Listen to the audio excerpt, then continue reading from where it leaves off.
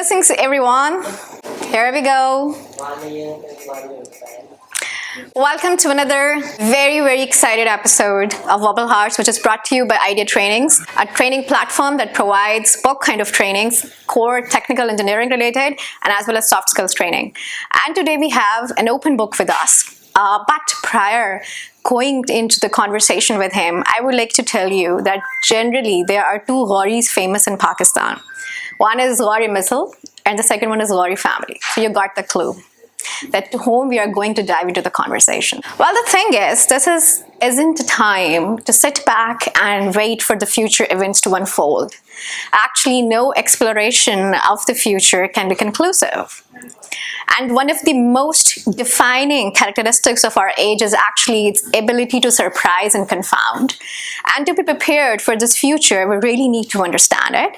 And to understand it better, we really need to have a person with a futuristic outlook so that he or she can make us walk through that gallery or that pathway of unknown reality, maybe, because future isn't a fixed destination. So today we have a person with us who will help us understand the morphology of this future. So we have Mr. Ayub Ghauri, who is basically a futuristic, a passionate, a dynamic, and a visionary corporate leader, and also a philanthropist. He is the founder and CEO of hospitALL, which is basically a futuristic product, I must say, in the tech space, which provides all healthcare related services on just one click to your doorstep through its sustainable IT infrastructure. He's also the executive director at the tech giant NETSOL, and he's also the founder of Ma Basera, which is providing care home services to the women, mothers, actually elderly mothers, and that is corely an initiative by the Ghauri family. So let's dive into the conversation with Mr. Ayub Ghauri, and I must request everybody to please give a huge round of applause that he finally created time, and it will be interesting to understand his thoughts, because might be he has read so many books, definitely he would have, but we would be more interested to understand his thoughts because he's an open book. Assalamu alaikum, how are you? Ji wa alaikum salam. Thank you very much. I'm good. And thank you. And I'm feeling humbled with such an elaborate opening and introduction. Well, one thing I missed is also heading the incubator with the name of Inspire at NETSOL, right? Yes. Yeah. Inspire. Yes, I had. That's my day job. Yeah. So how is life? How is health? Life is good. Alhamdulillah. Life is getting better. More challenges. Every day that we breathe into, wake up into, there are new challenges, new horizons to explore. And yeah, all excited the way we are going, the direction we are going.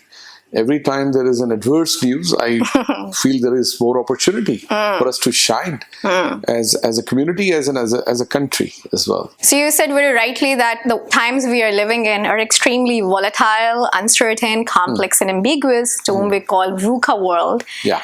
And if it is giving us shocks, at the same time is also opening a lot of doors and a lot of opportunities for us. There is a general observation, Ayub Saab, that big businesses have become outflanked in this global world, and they are teaming up with small entrepreneurial companies. So what is your take on it? That I would like to understand, because you're a part of a tech giant, NETSOL and hospitALL. So what is your outlook in this direction? I think it's a very competitive world, and whatever you do, you must stand out, you must shine. And sometimes the market is big, and sometimes the market is not that developed.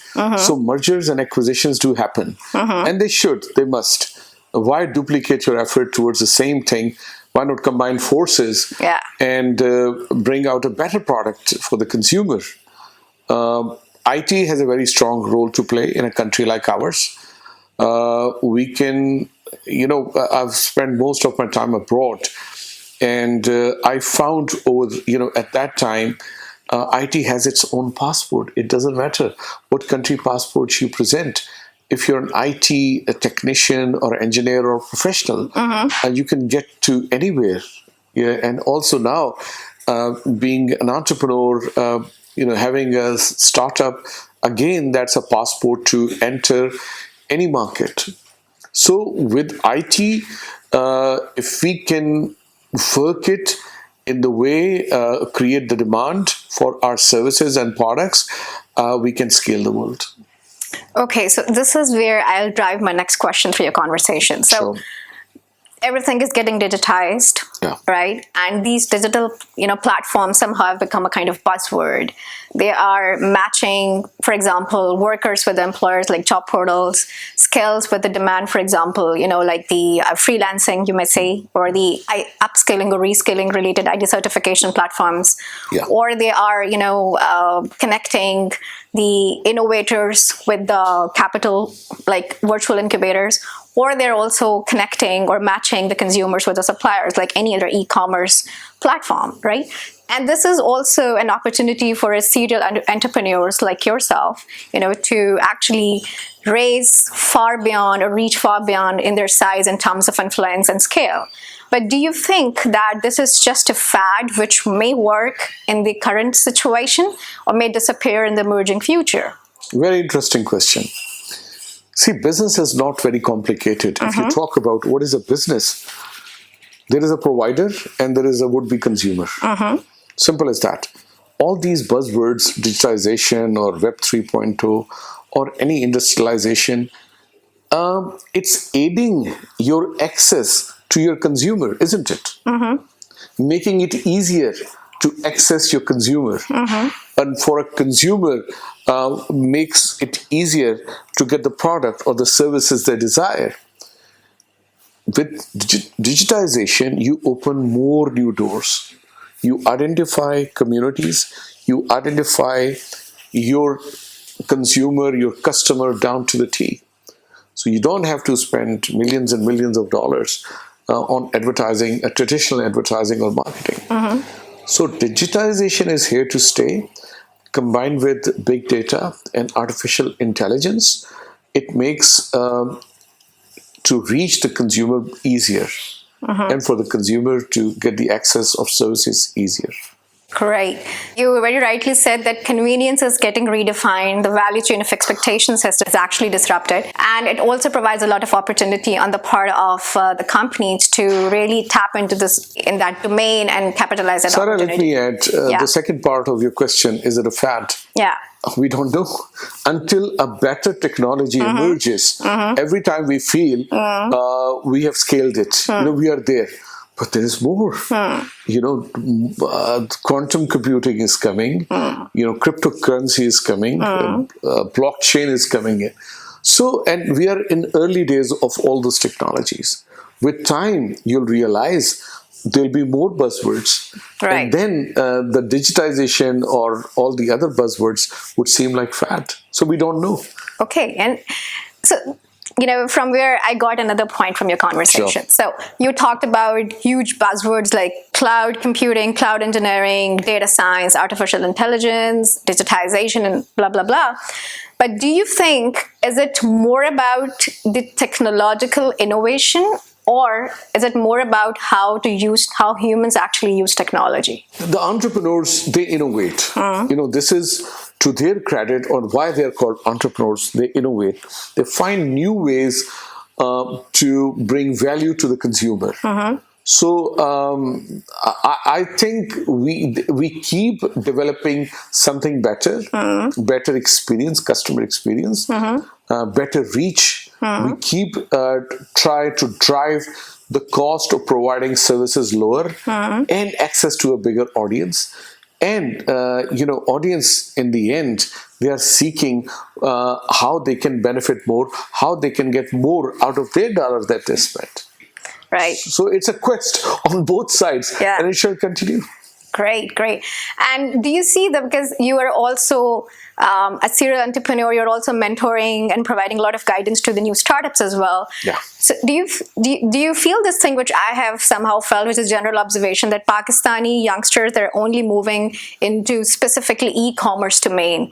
So do you think this is how we can get converted in a direction of generating unicorns out of Pakistan economy?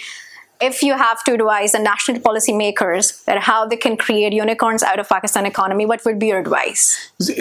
Okay, so when you say e-commerce and when you say everybody's rushing towards that, why? Because the entrepreneurs have developed platforms where they are providing the services, they are providing the products as well.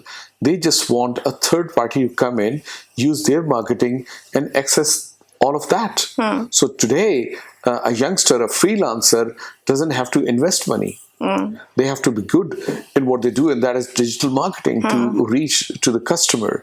So with all the Daraz.pk and all such Shopify, all other kind of companies, they are providing, even Amazon providing you the convenience. The shop is there, the products are there. It's how you bring the customer to board. So I think e-commerce is easy to get into with home-based, e-entrepreneurs, whether it's females or males, and they don't need to invest heavily in it. So it's easier to get into it. It's just a service. It's not a product. Product is provided by someone else, right? Right. So do you think that IT sector of Pakistan really need to move towards the product development instead of just focusing on the man-hours export? Because there are already a lot of competition, which is the red ocean strategy. So do you think that Pakistani tech sector should get into the direction of product development as well? Very good question. And if we take any business, any traditional business, why doesn't everybody get into, let's say, car production? Because of barriers to entry. The higher the barriers, the less amount of people will enter there. So as you make entering the market easier through technology, the more people will enter and there'll be more competition. So with technology, those barriers are very low. There are low-hanging fruits that anyone can access with a bit of wisdom and with a bit of trial and tribulations. Right. So technology makes it easy. Okay.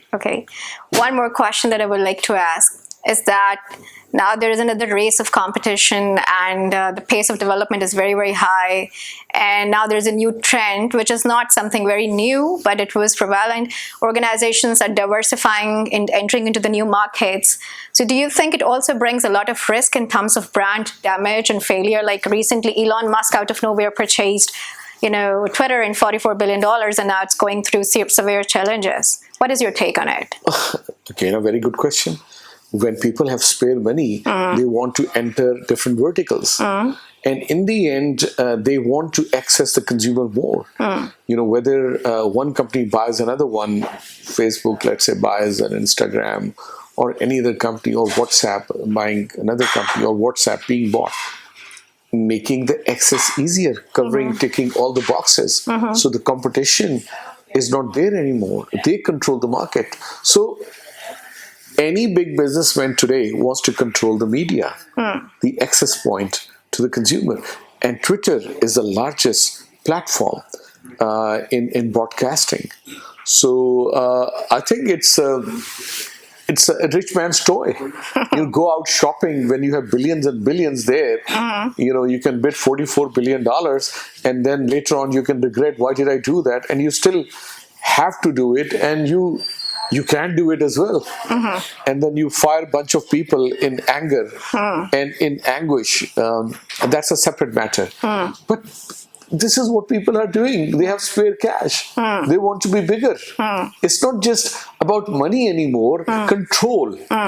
Elon Musk, at one time we heard of Steve Jobs and, Bill Gates and Bezos. And now Elon Musk, he wants to rule the world and beyond, get into space, So whether it's Twitter or buying something else, India is now coming out big because of the heavy population base over there and consumer spending, very happening middle class, and they are scoring in any space. So look out, watch out for more competition. Here, I believe Pakistan can play its role. with its better services, focused services. Will it happen? I don't know.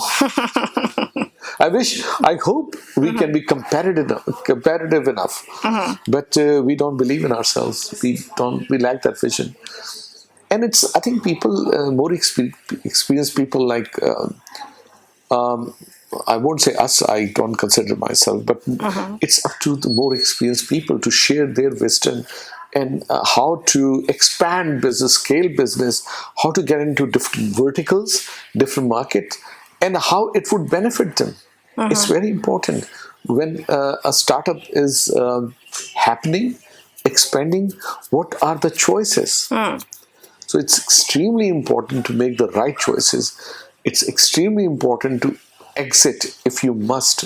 There comes a stage where you cannot drive with your reach, your thinking, your mind, your skills anymore. You can't scale anymore. Better leave the ego aside, just take an exit and work on another startup and let someone else create a bigger momentum.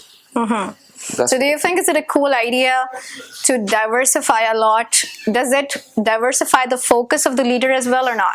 I won't say diversify a lot, but it has to be strategic. It has to blend in with what you're doing at the moment or what you see yourself doing in future. You can't just pick up any business that comes your way. Oh, I'll invest in, it's taking your attention, as you rightly said, your attention away from your core business. Yeah. So I think one has to be considerate of that. Right.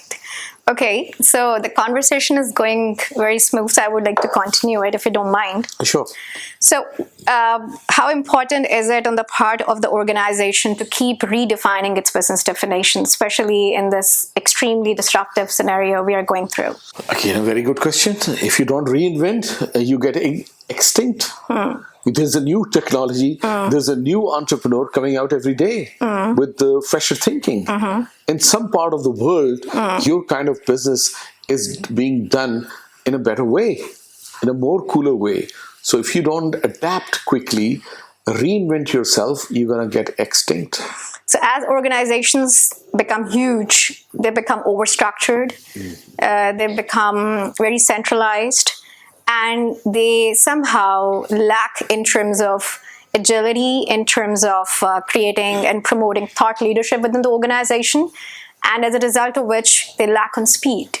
So what do you think, how organizations, when they scale up, when they become huge, how they can still maintain the trajectory of agility and the trajectory of promoting the concept of thought leadership within the organization? Look, it's a question about leadership. Yeah. What kind of vision you have. Are you just stuck within your own bubble? And if you feel I'm it and I don't want to seek help, I'm sorry, I'm not trying to give a shout out to your company of trainings, but that is very important. People like yourselves doing a great job. You bring a different perspective to the leadership. The key thing is that you may not have done the business that a leader is doing, but you have a different perspective. So for a leader, it is very important to be open-minded and listen to a different perspective and grow from there. And that's why we have coaches, we have mentors, because they could be detached. They could talk very objectively. So it's important for a leader to continue to want to grow. If they think, no, it's either me or nothing, then they're not going to grow. And again, they're going to be left behind, far behind by someone else. So it's important to evolve, constantly evolve as you go. So what of the two things that are said about Pakistan? One is strategic location, and the second one is demographic dividend. So we do have a huge demographic dividend, but at the same time, there is a buzz about and a scare about the future that a lot of jobs are going to get displaced, say by 2030, or certain 70% of companies are going to be, shut down, say by 2025. Blah, blah, blah. And there is a huge, demand for new jobs. For example, 8 billion jobs are something that will be required after 2030 have still not been created. So there's a lot of scare about the future. So what do you think? and the people working in the organization, they feel the same thing, that we are going to be obsolete in the coming future. Do you think it's very important on the part of the leader to actually care or secure the people rather than the jobs? I think it's very important for the leader to understand where they are, and for them to understand it's not easy to bring a brand new resource and train them overnight. It is not, will never be the ultimate replacement. Computer could be assistive tool, but computer could never make the kind of decisions that you make as a human being. So we must understand that. We must value the current workforce while continue to redevelop them. Make them understand if you do not retrain and grow, you will be replaced. So I think responsibility lies with the workers as well. So it can't just be the leader wanting that. They can't be very rigid. The employees can't be very rigid in what they do and wanting to continue to do it the way they have been doing. There's a better way. Every 2-3 years, there's a new technology, there's a new skill that comes out, and one must acquire that skill to stay competitive. It's a competitive world, I keep saying. If you don't take notice of the changes that are happening around you, you will be left behind. So continue to evolve. So here you said very rightly that leaders need to have an open discussion with the people about the future instead of creating a scare or a threat. And workers also should have that open outlook within their mind that they really need to upskill and reskill themselves to stay relevant in the emerging future. But you said that if there is a new skill in the market, you need to upskill and reskill yourself. Do you think this learning should be just for the sake of learning a new skill or learning new ways of thinking? The answer lies in where you are and what is required. So you can pick either of the two that is required. It has to be subjective. We can stay objective to a certain level, but to any one person, they are the most important. They must understand where I am. And again, awareness must be created by the HR of an organization. This is the direction. And that's why it's very important for the leaders to stay connected with their teams and take them into confidence and make them part owner. I'm not saying give ownership shares or anything. That is also a good incentive. But making them understand it's a family. We develop together, we grow together. And God forbid, we falter together as well. The impact would come to them as well. So they become owners as well, partial owners as well. So take them into confidence and they will understand. So how do you find this new generation, Gen Z and millennials coming to the workforce? How much pressure is on the part of the leaders of the organization to reinvent their policies, their strategies to fuel up the retention, because they don't want to work 9 to 5, 9 to 6. They want to have flexi hours, or maybe they don't want to even work at the workplace. They want to work on their devices. How challenging you foresee this situation would be on the part of Pakistani leadership specifically, who have a certain style of managing the people or managing the organizations? Very interesting observation. I will just say universities in the main are not producing enough good talent. They lack awareness, they lack understanding how the skill I've learned will apply in the real market, real life. So there is a gap in there. And this gap could only be filled by the industry leaders visiting campuses, talking to the youth, the students, and making them understand the importance, how we can make ourselves relevant. It's the relevance that matters.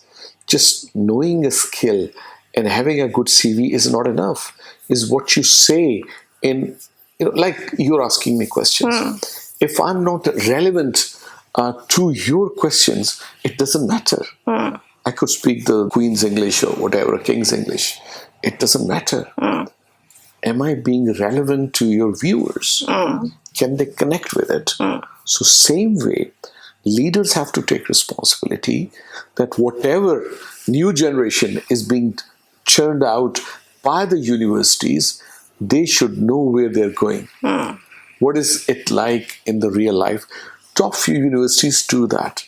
But I think there should be more teachers or from the real life business leaders. And this is where we lack. If you go abroad, all these universities, all these top Ivy League universities have teachers as real business people as well, as a real life, from real life experience. They talk about the syllabus. So it's very important we make it relevant to what is required of today. And I think universities as well as the business leaders have this responsibility. So if I make a situation that I am a graduate from an Ivy League university and I really look forward to NETSOL or to Inspire or to hospitALL to join that organization, and I have all the right skills required by you, I'm relevant to your organization, but at the same time, being a part of Gen Z or millennial, I am with the outlook of fire. I mean, I want to be financially independent and I want to retire early. That is fire. Can still you as a leader of the organization would agree to my flexi hours approach or the way I want to work? Because Gen Z and millennials, they hardly work. They work only when they want to work. So even if I'm relevant, can you still be open to adjust to my requirements? The key word is, you know what? What? Become indispensable. Become good in what you do. When you are the brightest kid within a team, they will say, okay, we don't mind if you want to work from home. It saves our electricity. It saves our resources. They'll be fools to, as long as you do day's work in whatever hours, they're okay. They would be okay. Now, this is what we are doing as well. I think COVID has taught us new ways of working. Yeah. Yeah, I mean, it doesn't have to be, it could be a blend of working from wherever and working within the office. Many years back, I mean 10, 15 years back, we used to talk about offshoring. Then there was another cool terminology, right-shoring. And now, working from wherever. So it doesn't matter. I mean, we had learned about outsourcing and offshoring way back, 15, 20 years back. So how is it any different? If you're turning in the right quality, it doesn't matter where you work from, and your bosses will understand that, and they'll say, yeah, sure, why not? As I said, it saves their resources. Yeah. And there are tools to measure the performance, so it doesn't matter where you work from. Very nice. And if I have to wrap up this beautiful conversation that we have today with Mr. Ayub Ghauri, it's very simple. Mega trends are there. They are the mega forces that are actually reshaping the world of work, that are reshaping the definition of talent. They are redefining the competition. They are redefining the political scenario, everything. And at this time, organizations, business leaders, the leaders of the nations, they really need to have a very strong purpose. And especially if we talk about the organizational scenario, organizations need to have very innovative strategies, new ways of thinking, to retain that talent, to keep that talent engaged, motivated, and also to find new business models to stay relevant in the emerging world of work. So it was very, very nice on the part of Ayub Saab to create such a great time and to contribute intellectually. I hope you don't mind my questions. No, it was excitement, and I'm glad we went away from a traditional questions and we went straight down to what is required today, the kind of thinking that is required both by the leaders and the followers. Yeah. So it is important, and thank you very much for keeping it very, very live. There is a surprise at the end of the show, which I will not reveal. So let Khalid Saab actually wrap up this conversation, and then we have a surprise for you. I think it's the best interview I have seen so far, and Mr. Ayub Ghauri was very generous and open with his ideas and thoughts, and was sharing very candidly. We touched a lot of points. पहला था कि जो मुझे बात समझ में आई कि दुनिया चेंज हुई थी जब व्हील इजाद हुआ था, तो उसके बाद IR 1.0, 2, 3, 4 जो भी आ गया, अब we have entered the age of digitalization जिसपे पूरी दुनिया कनेक्ट भी हो गई है, and expectations लोगों की चेंज हो गई हुई है. Convenience has emerged as the biggest winning factor in the world. जो कन्वीनियंस अरेंज कर सकता है वही विनर होगा. Now convenience has to be defined and created for the people, और at the end of the day monetization की game है, तो फिर मोनेटाइज तो कंज्यूमर से ही होना है. तो how to get to your consumer, और B2B में हो आप या B2C में हो, तो दीज आर द चैलेंजेस. और उसके लिए हमें ह्यूमन रिसोर्स चाहिए who can really work along with the entrepreneurs who have the vision, the desire and resources to put that vision into practice. But practice करने के लिए ही नीड्स टीम, और वो टीम की क्रिएशन कहाँ से होगी? From where to get that talent? Talent is getting reduced, as we understand. About in next 5 years time, 80 million jobs will move towards Pakistan, Bangladesh, Philippines.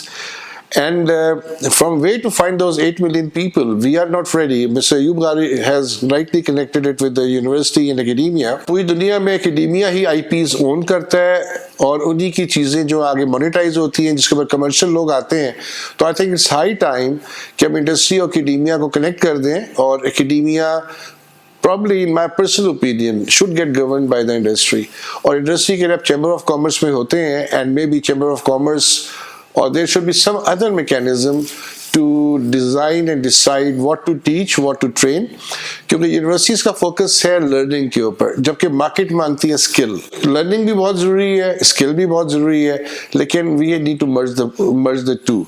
And then now we are moving towards another dimension, which is metaverse, Web 3.0, जहाँ पे we will all become very very virtual and we'll be connecting virtually. तो उसके लिए एक mindset चाहिए, एक stamina चाहिए, एक टेम्परामेंट चाहिए. और जो नेक्स्ट emerging scenario है उसमें you will be as an entrepreneur, as an employer, you should be so dependent upon certain skills that you will have to go by the employee's value proposition to accept the job, not the other way around. कि employer क्या दे सकता है, employ कहेगा यार मुझे ये चाहिए और इस तरह करना है. तो I think the business models, everything is going to get disrupted, because the value chain of expectations and delivery has already been disrupted. तो फ्यूचर में क्या हमारे पास एंटरप्रेन्योर्स हैं, क्या हमको तैयार कर रहे हैं जो इस तरह के माइंडसेट को हायर कर रहे हैं, जो कि he will join you as your boss, not as your employee. तो good luck to us all, and let's hope कि हमारा सोसाइटी इतनी कैपेसिटी और स्पेस क्रिएट कर दे हमारे माइंड्स में कि हम वो माइंडसेट को, जो जेन जी की बात हुई, जेन अल्फा आ गया है, अब जो जनरेशन आ रही हैं who want to be very independent in their approach, वो दो चीज़ें मांगते हैं in my experience. एक तो ये है autonomy on the job, हम जब मर्जी करें, जैसे मर्जी करें, don't ask us any questions. और दूसरी पर्पस, उसका पर्पस क्या है उसका आपका, अदरवाइज दे लूज इंटरेस्ट. तो आई थिंक इमर्जिंग चैलेंजेस हैं फॉर एनी ऑर्गेनाइजेशन, उसमें चाहे डिफरेंट डिपार्टमेंट्स हैं, HR है, फाइनेंस है, मार्केटिंग है, सेल्स है, everything is getting disrupted, and it's time now that industry and academia should start talking to each other and come out with some research of consequence which can then be put to practice. So thank you very much. Thank you very much, Ayub Ghauri sahab. It was great having you. Pleasure. And Sarah, I think very relevant questions. And now the surprise question. Let's sing a song. Oh wow. Yeah. So A song. क्या song है आज, पता है? pure classical. नहीं यार, ऐसा ना करें. खालिद साहब आप इतना ना मुझे पकड़े. So you were referring to any Satan song? नहीं तो he's too technical for me. Okay. I'm sorry. सचमुच मेरा गला ठीक नहीं है. मैं आपको ना बहुत अरसे से माशाल्लाह देखता आ रहा हूँ, तो मैं ये देखता था कि यार he has some, you know, उसका का टैलेंट चेहरा भी है. If he comes in movies, I think he can make a big impact. Give me the Iron Man. हाँ, Iron Man. और candidly speaking, जो शाहरुख खान का फिनोमेना है ना, Yeah. मुझे थोड़ा थोड़ा इसमें नजर आता है हमें. हाँ, अच्छा मैं एक मजे की बात बताऊँ आपको. I have worked in front of the camera. अच्छा. In my past life. तो I have done that, and वो दौर गुजरा है. लेकिन I just once I did it, I didn't find it that exciting enough. और उसके बाद ये जेबा बख्तियार के साथ था। अच्छा, it was TV drama or something, right? हाँ हाँ, ये that was shot in England. Oh. Wow. He's looking like Shahrukh Khan. चले, So so आपका दूसरा टैलेंट भी देखते हैं ना, soft side, soft skills is very important. So we now capture your soft side. Yeah. यार अब अचानक मुझे आपने वो कर दी है।